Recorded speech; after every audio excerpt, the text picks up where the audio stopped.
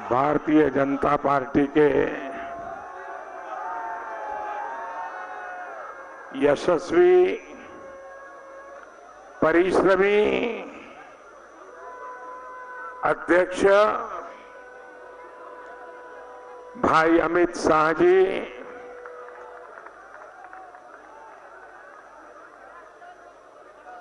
Bharatiya Janata party के सभी वरिष्ठ साथी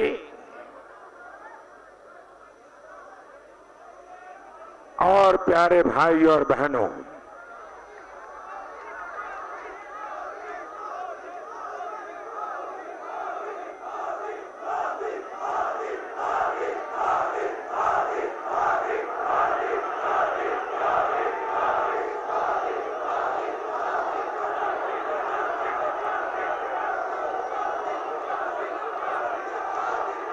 आज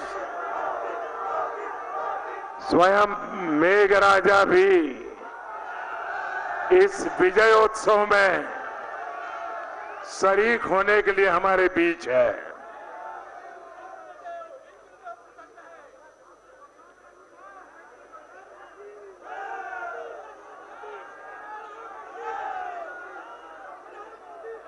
दो 2019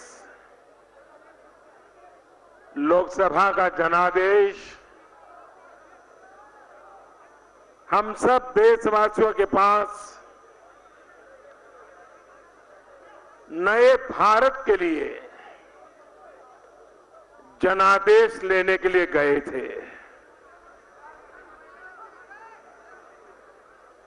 आज हम देख रहे हैं देश की कोटि कोटि नागरिकों ने इस फकीर की झोली को भर दिया।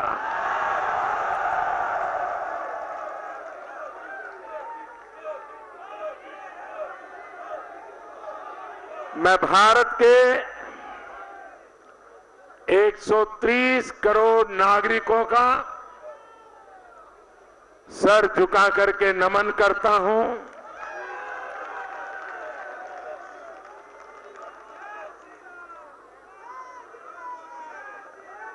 लोकतांत्रिक विश्व में 2019 का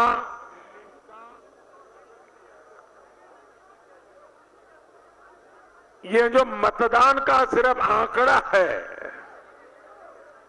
ये अपने आप में लोकतांत्रिक विश्व के इतिहास की सबसे बड़ी घटना है। पूरे विश्व की ये सबसे बड़ी घटना है।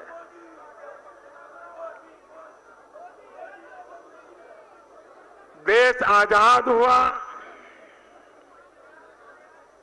इतने लोकसभा के चुनाव हुए, लेकिन आजादी के बाद इतने चुनाव होने के बाद सबसे अधिक मतदान इस चुनाव में हुआ है, और वो भी 40-42 डिग्री गर्मी के बीच में।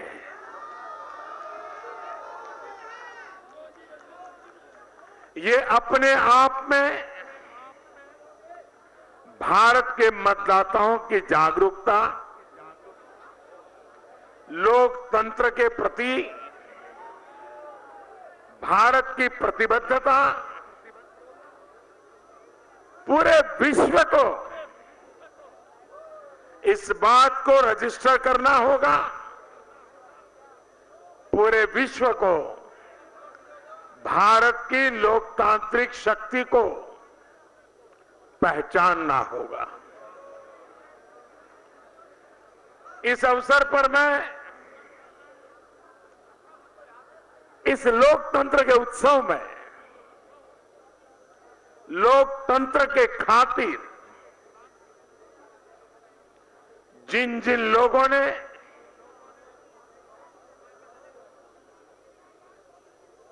बलिदान दिया है,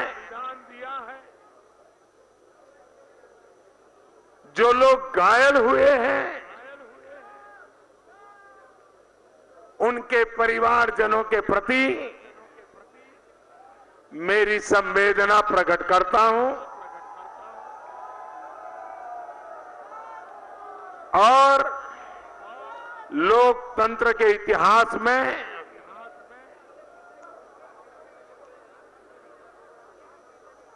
लोकतंत्र के लिए मरना ये मिसाल आने वाली पीढ़ियों को प्रेरणा देती रहेगी। मैं चुनाव आयोग को, सुरक्षा बलों को, इस लोकतंत्र उत्सव की व्यवस्था को संभालने वाले हर किसी को उत्तम तरीके से लोकतंत्र में विश्वास बढ़ाने वाली व्यवस्था देने के लिए,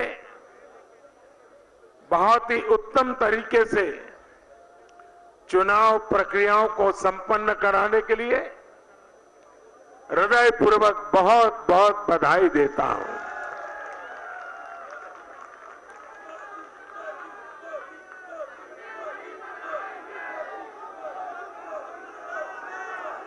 साथियों, जब महाभारत का युद्ध समाप्त हुआ तब श्री कृष्ण से पूछा गया कि आप किसके पक्ष में थे। मैं समझता हूं उस समय महाभारत के काल में भगवान श्री कृष्ण ने जो जवाब दिया था वो आज 21वीं सदी में 2019 के इस चुनाव में हिंदुस्तान के 130 करोड़ नागरिकों ने, जनता जनार्दन ने श्री कृष्ण के रूप में जवाब दिया है। और श्री कृष्ण ने जवाब दिया था कि मैं किसी के पक्ष में नहीं था, मैं तो सिर्फ हस्तिनापुर के लिए, हस्तिनापुर के पक्ष में खड़ा था। आज 130 करोड़ नागरिक श्री कृष्ण के रूप में भारत के लिए खड़े थे, भारत के लिए मतदान किया और इसलिए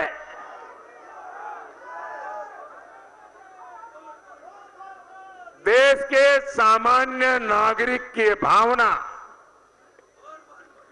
भारत के उज्जवल भविष्य की गारंटी है।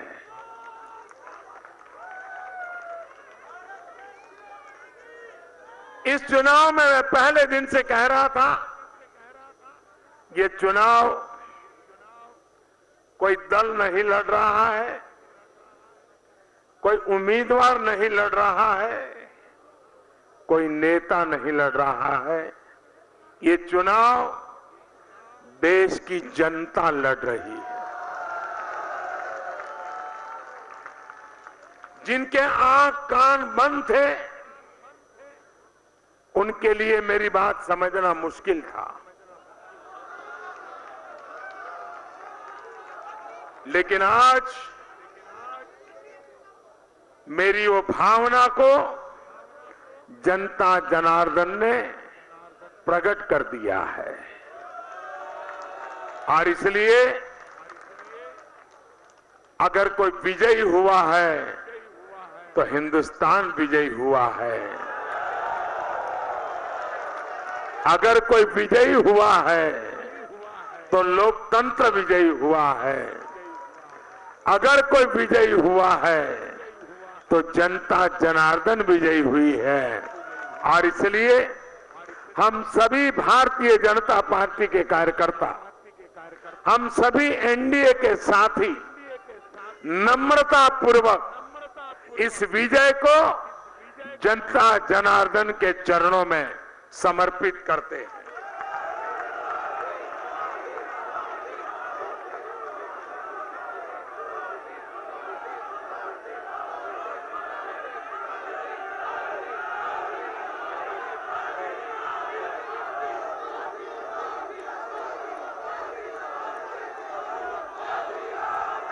इस लोकसभा के चुनाव में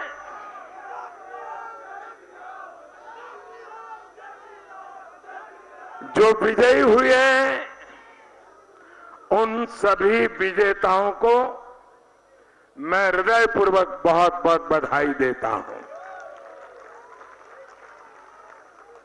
और सभी विजयी किसी भी दल से जीत करके आए हो, किसी भी पार्श्वभूमि से आए हो, लेकिन देश के उज्जवल भविष्य के लिए प्रतिबद्धता के साथ कंधे से कंधा मिला करके भारत के उज्जवल भविष्य के लिए विजयी सभी प्रतिनिधि आने वाले दिनों में देश की सेवा करेंगे। इस विश्वास के साथ मैं उन सबको शुभकामनाएं देता हूं।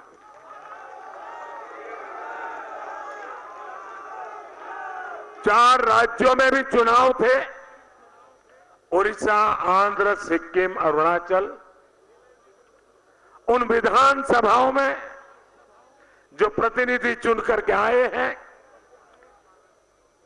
उन राज्यों की जनता ने जिन सरकारों को चुना है, उनको भी मैं बहुत बहुत अभिनंदन करता हूं और मैं उनसे भी सरकारों को विश्वास दिलाता हूं कि भारतीय जनता पार्टी भारत के संविधान को समर्पित है, भारत के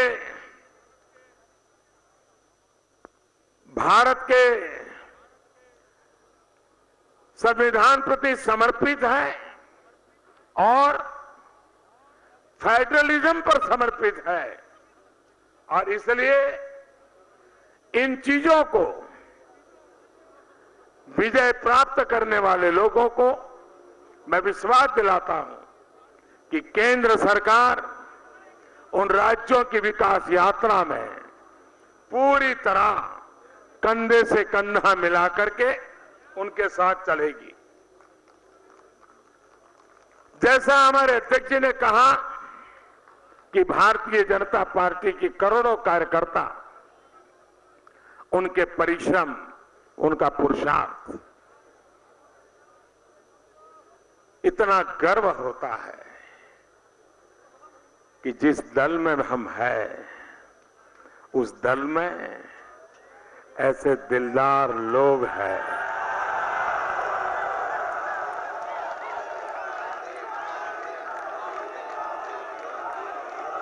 कोटि कोटि कार्यकर्ता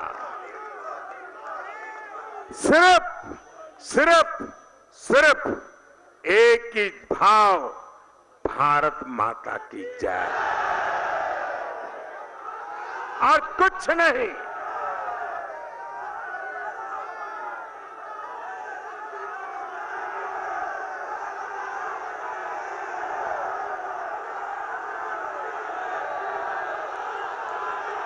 वे कार्यकर्ता, वे भारतीय जनता पार्टी परिवार का प्रत्येक साथी कोटि कोटि अभिनंदन का अधिकारी है, जिसने निस्वार्थ भाव से लोकतंत्र का झंडा ऊंचा रखते हुए देश के सामान्य मानवी की आशा आकांक्षाओं की पूर्ति के लिए जी जान से, लोकतांत्रिक तरीके से इस पूरे लोकशाही के उत्सव में शरीक होकर के उसकी आन बान शान बढ़ाने में यशस्वी भूमिका निभाई है।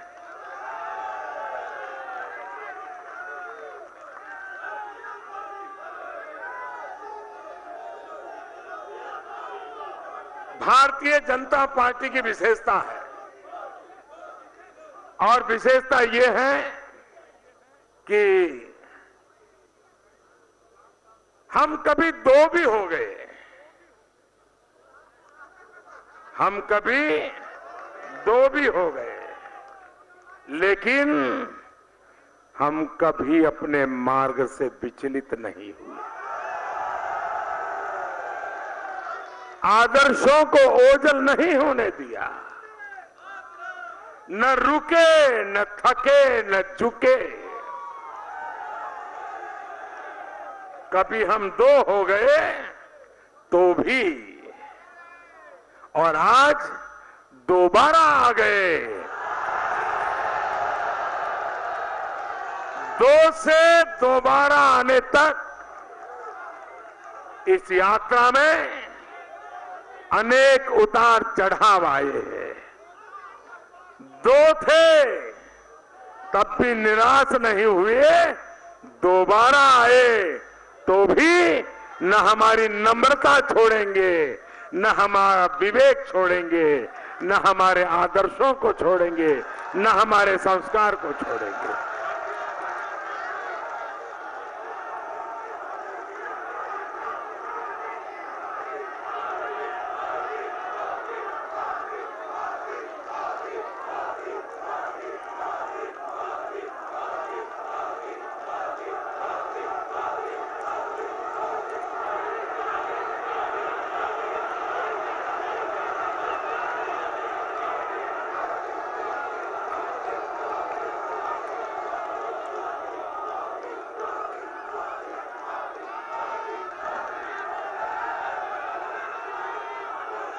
साथियों,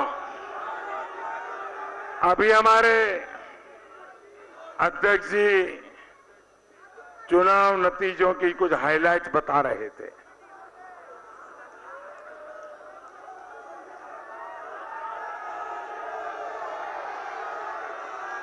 मैं स्वयं आज काफी व्यस्त था, उसके कारण चुनाव नतीजों पर मेरा ध्यान नहीं था और इसलिए मुझे पूरी जानकारी भी नहीं है कि कहां क्या हुआ, कैसे हुआ।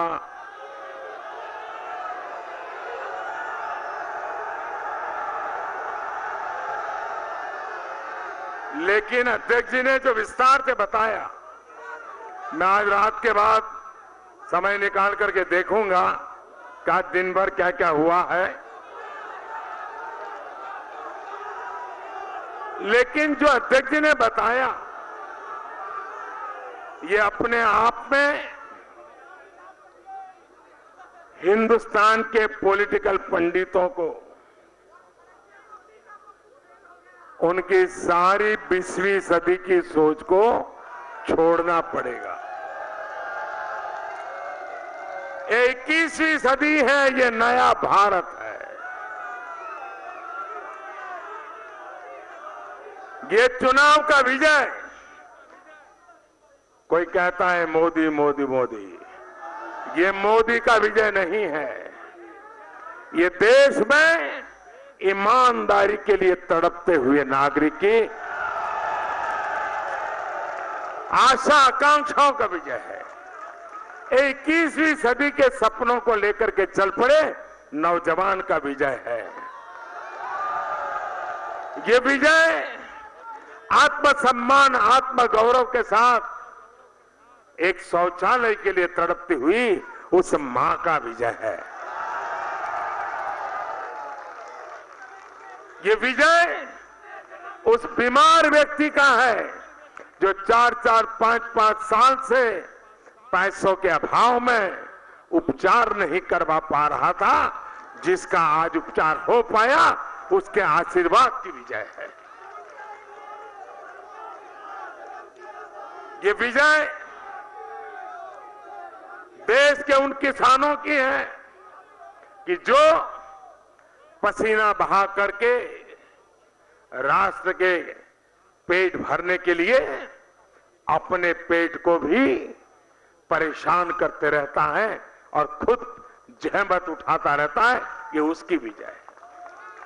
ये उन 40 करोड़ असंगठित मजदूरों की विजय है जिनको पहली बार लेफ्ट के लोगों ने विचार बहुत रखे होंगे, लेकिन इस देश में एक ऐसी सरकार जिस पर लेफ्ट का लेबल तो नहीं है, लेकिन 40 करोड़ लोगों के लिए, असंगठित कामदारों के लिए पेंशन योजना लागू करके उनको सम्मान जीवन देने का काम किया है। ये उनका विजय है। उन बेघर जिंदगी गुजारते गुजारते आज पक्के घर में रहने गए हैं, उनका विजय है। और जिनका 2022 तक पक्का घर बनना तय है, उनका विजय है। भाइयों बहनों, ये विजय उन मध्यम वर्ग के परिवार का है कि जो कानून नियमों का पालन करता रहा, जो देश की भलाई के लिए टैक्स देता रहा, लेकिन न उसे कभी सम्मान मिला और न ही कभी उसको भरोसा हुआ कि जो टैक्स देता है वो सचमुच में देश के काम आता है क्या। 5 साल में उसने अनुभव किया कि जो दे रहा है वो सही जगह पे जा रहा है, सही काम आ रहा है। उस मध्यम वर्ग के मन को जो संतोष हुआ है, वो संतोष इस चुनाव नतीजों में नजर आ रहा है।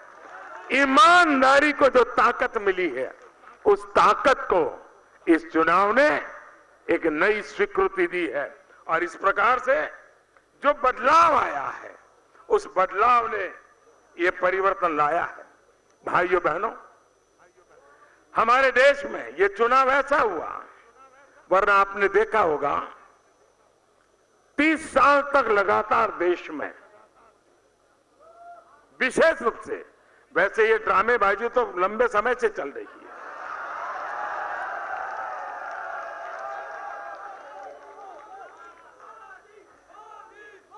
एक ऐसा प्रिंट आउट, एक ऐसा टैग फैशन हो गई थी, कुछ भी करो उसको लगा लो, आपके गंगा स्नान करने जितना पुण्य मिल जाता था। उस टैग का नाम था, और पूरी तरह नकली, उस टैग का नाम था सेक्युलरिज्म।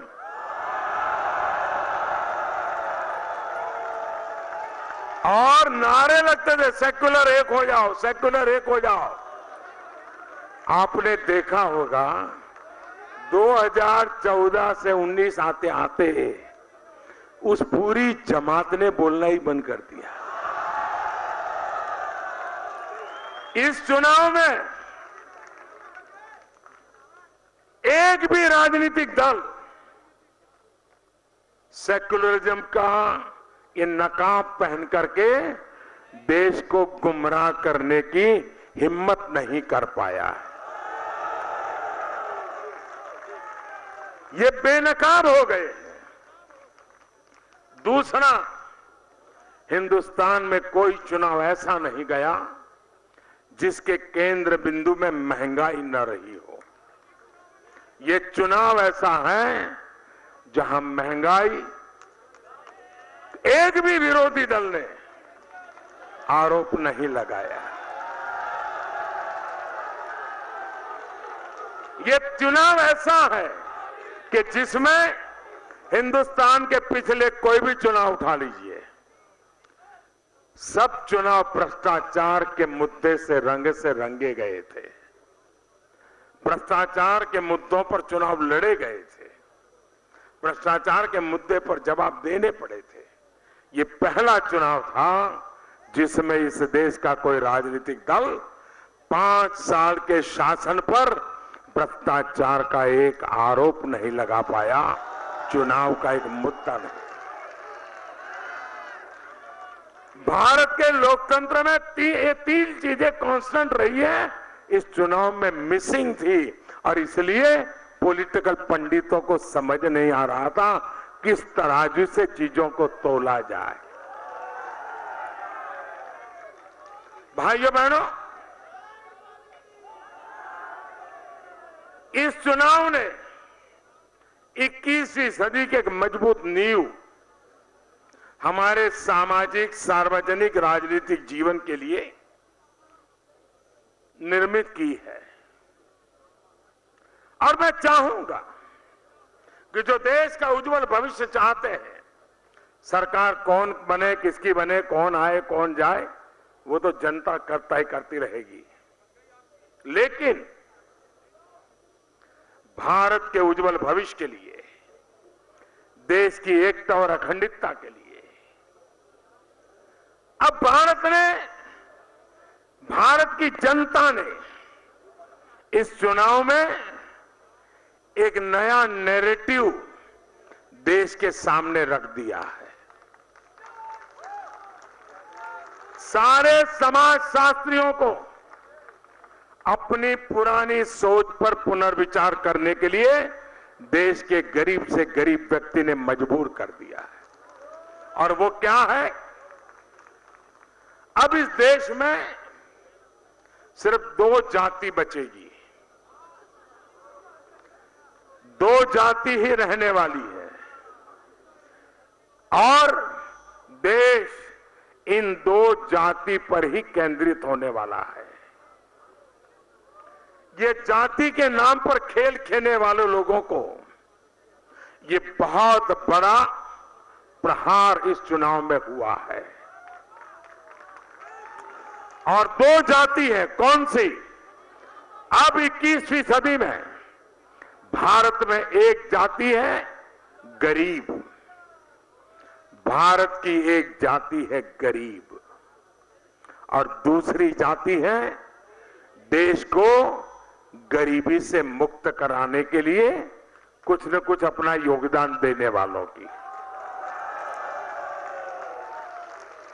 एक वो है जो गरीबी से बाहर आना चाहते हैं, दूसरे वो है जो देश को गरीबी से मुक्त कराना चाहते हैं। ये 2 ही जाति है और इसलिए हमें 21वीं सदी में इन दोनों को सशक्त करना है। जो गरीबी से बाहर जिसको लाना है उसको भी सशक्त करना है और गरीबी से बाहर लाने में जो बढ़ चढ़ करके मदद कर रहा है उसको भी ताकतवर बनाना है। ये 2 शक्तियां इस देश पर गरीबी के कलंक को मिटा सकती है। इस सपने को लेकर के हमें चलना है।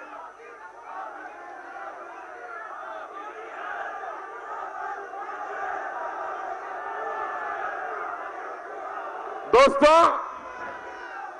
ये चुनाव इसलिए महत्वपूर्ण है कि इसी कालखंड में ये 2019 से 2024 ये 5 साल का कार्यकाल और इतना प्रचंड जनमत, प्रचंड मैंडेट बहुत बड़ी घटना है जी। विश्व को अचंभित करने वाली घटना है।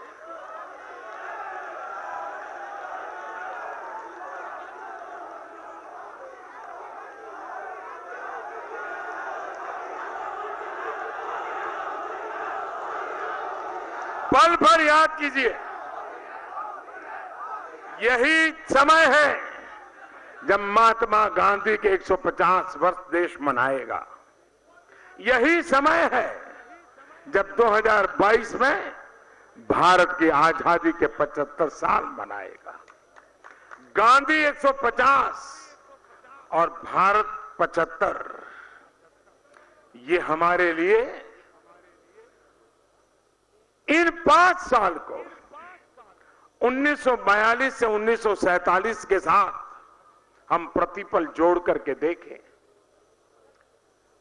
1942 से 1947 देश का हर व्यक्ति जो भी करता था आजादी के लिए करता था। स्कूल छोड़ देता था आजादी के लिए, जेल जाता था आजादी के लिए, खादी पहनता था आजादी के लिए, झाड़ू लगाता था आजादी के लिए, बच्चों की पढ़ाई करवाता था आजादी के लिए, स्वदेशी का पालन करता था आजादी के लिए। 42 से 47 तक एक जन आंदोलन ने देश को आजादी पाने में बहुत बड़ी मदद की थी। ये 2019 से 2024 ये कालखंड देश की आजादी के सिपाहियों का स्मरण करने का है। और देशवासी भी तय करें कि इन 5 साल का हम 130 करोड़ लोग, उस समय तो जनसंख्या भी इतनी नहीं थी और बड़ी बड़ी सल्तनत को परास्त कर दिया था। आज हम 130 करोड़ लोग हैं। अगर हम संकल्प कर लें कि देश को सभी मुसीबतों से मुक्त करना है, देश को एक समृद्ध राष्ट्र की तरफ ले जाना है, एक विकसित भारत बनाकर के सांस लेनी है, हमारे गरीब से गरीब की सामान्य आवश्यकता है उसको पूर्ण करना है। अगर 2019 से 2024 जो स्पिरिट आजादी का था, वो स्पिरिट समृद्ध भारत के लिए बन जाए, स्वतंत्र भारत का वो स्पिरिट समृद्ध भारत का स्पिरिट बन जाए, 2024 के पहले देश को हम नई ऊंचाइयों पर ले जा सकते हैं। और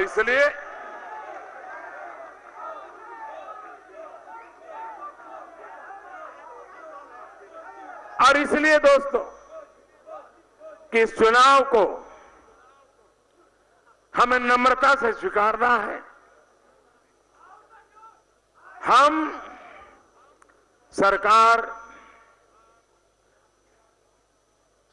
तो बहुमत से बनती है और जनता ने बना भी दी है, लेकिन लोकतंत्र के संस्कार, लोकतंत्र का स्पिरिट, भारत के संविधान का स्पिरिट हमें इस बात के लिए जिम्मेवारी देता है कि सरकार भले बहुमत से बनती हो, लेकिन देश सर्वमत से चलता है। और इसलिए मैं आज सार्वजनिक रूप से कहता हूं, चुनाव में क्या हुआ, कैसे हुआ, कौन बोला, क्या बोला, मेरे लिए वो बात बीत चुकी है। हमें आगे देखना है, हमें सबको साथ लेकर के चलना है। हमारे घोर विरोधी होंगे, उनको भी साथ लेकर चलना है, देश हित के लिए चलना है।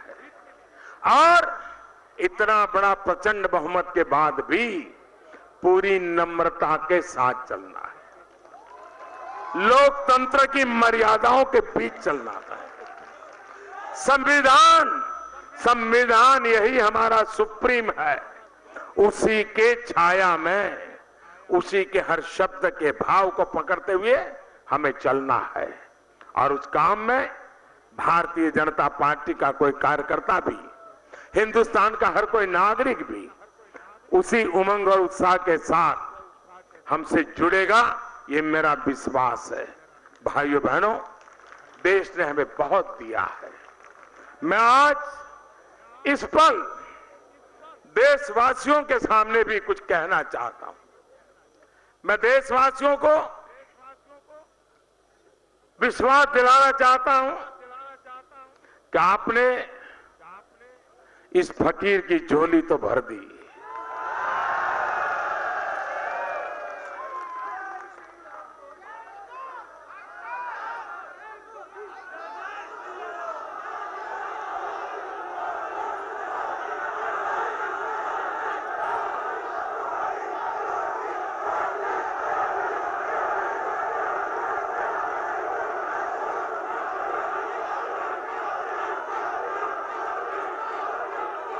मेरे प्यारे देशवासियों,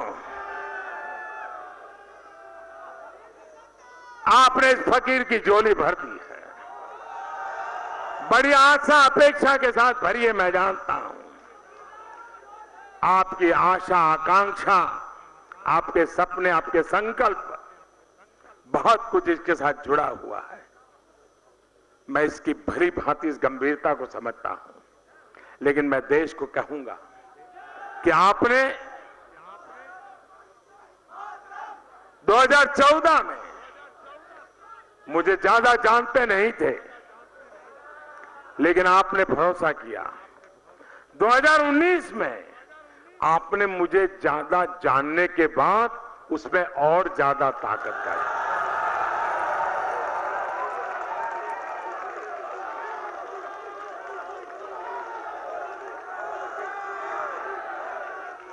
मैं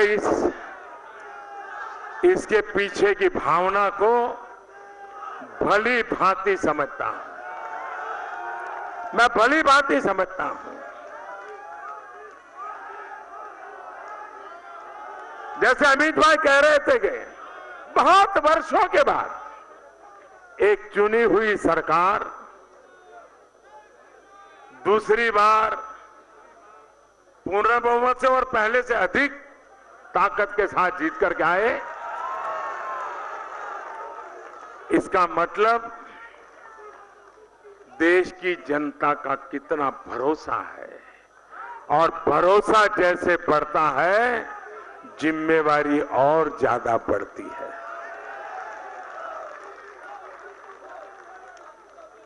और इसलिए मैं देशवासियों को कहना चाहूंगा कि आपने मुझे जो दायित्व दिया है,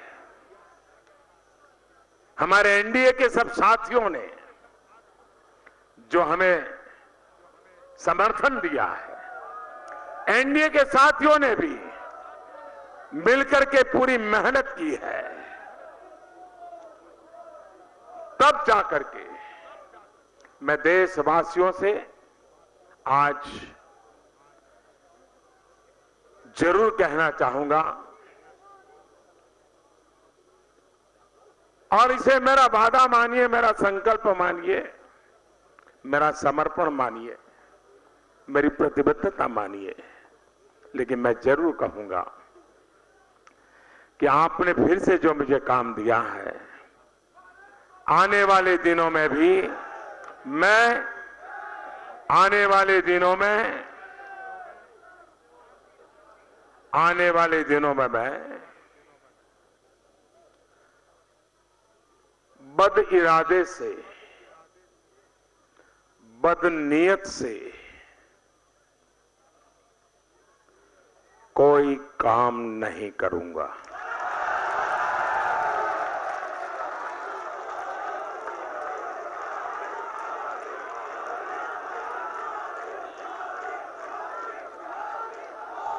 काम करते करते गलती हो सकती है, लेकिन बद इरादे से, बद नीयत से मैं कोई काम नहीं करूंगा।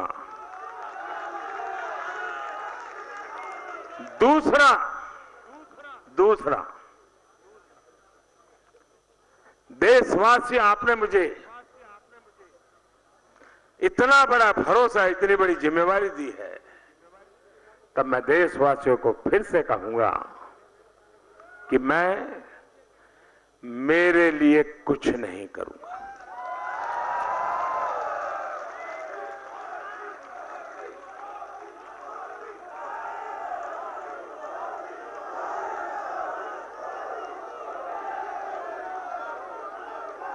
और तीसरी बात मैं सार्वजनिक रूप से कहना चाहूंगा, और तीसरी बात, मेरे समय का पल पल, मेरे शरीर का कण कण सिर्फ और सिर्फ देशवासियों के लिए,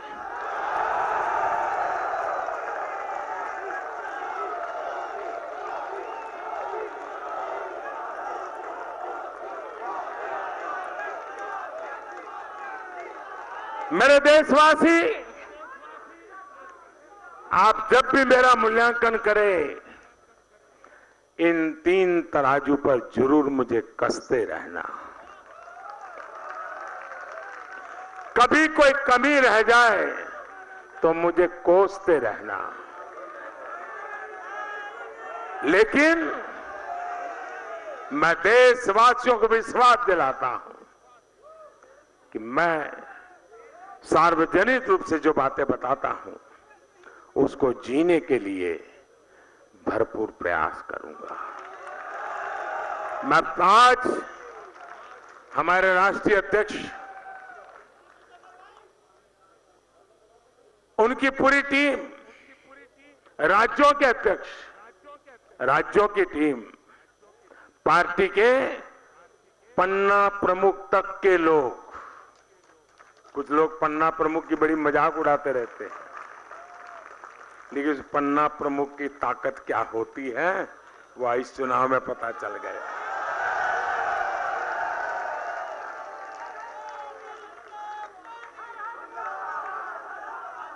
पन्ना प्रमुख से लेकर के राष्ट्रीय प्रमुख तक